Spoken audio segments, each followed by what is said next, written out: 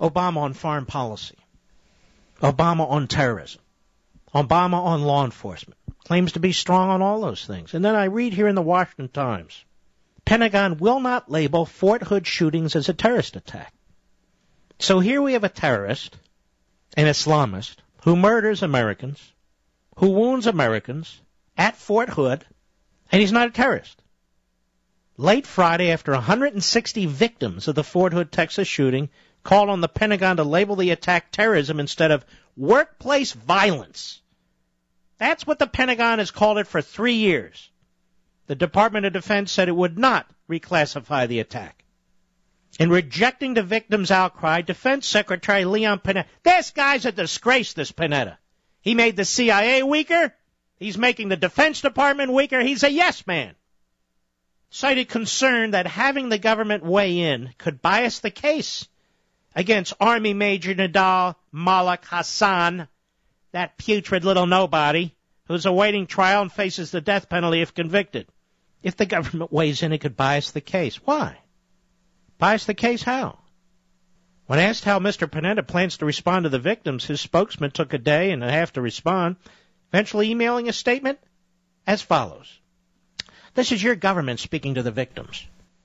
The Defense Department is committed to the integrity of the ongoing court-martial proceedings of Major Nidal Hassan, and for that reason will not further characterize at this time the incident that occurred at Fort Hood on November 5, 2009. Pentagon spokesidiot George Little said in the statement, Major Hassan has been charged with 13 counts of premeditated murder, 32 counts of attempted murder. And with all pending UCMJ matters, the accused is innocent until proven guilty. Oh, shut up! What does that have to do with anything? Was it a terrorist act? No. Of course it was. Workplace violence. Workplace violence is when you punch somebody in the mouth. It's not when you slaughter people.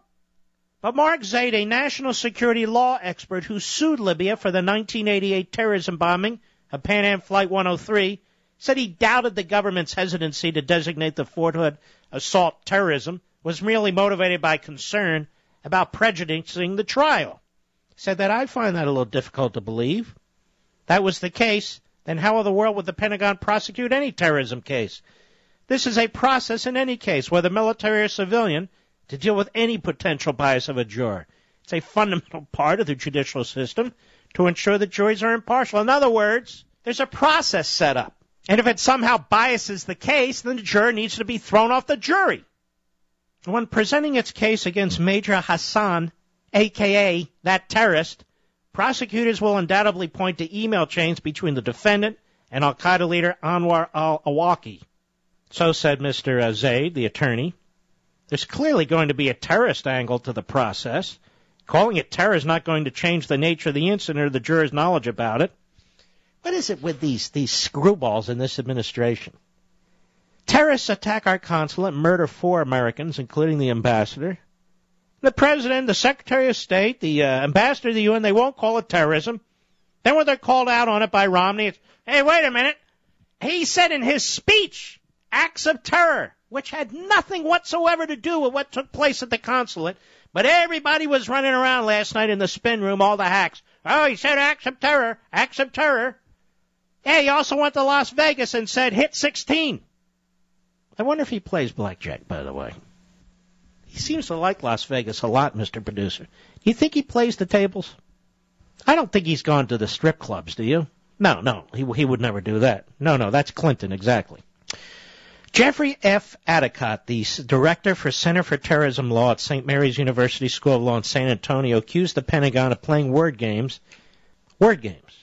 just days before the Monday night's final debate between Obama and Republican rival Mitt Romney, in which foreign policy was the main focus. He said acknowledging Major Hassan's alleged shooting spree as a major terrorism attack on the homeland destroys the administrator's narrative that al-Qaeda is winding down. This is it.